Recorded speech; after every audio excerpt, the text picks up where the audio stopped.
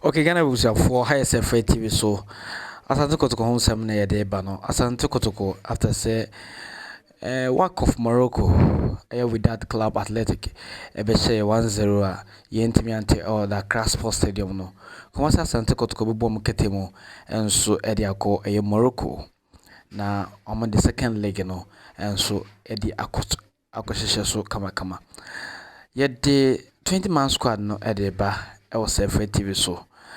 And then the goalkeepers no Dari Aziz and Benjamin Chum. Defenders Lord Amor, Patrick Asidu, Joseph Paul Amor, Samba O'Neill, Joseph Ablo, Zakaria Fussein, Midfielders no for Seth Osei Kojo of Branton D and Hillary Adabo, Walid Fussein in Nema.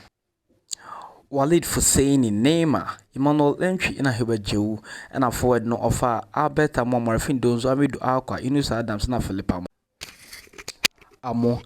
Didn't you want Muhammad Kamara and say Muhammad Kamara the red card? Sounds so now Omo playing and so into me Emirko.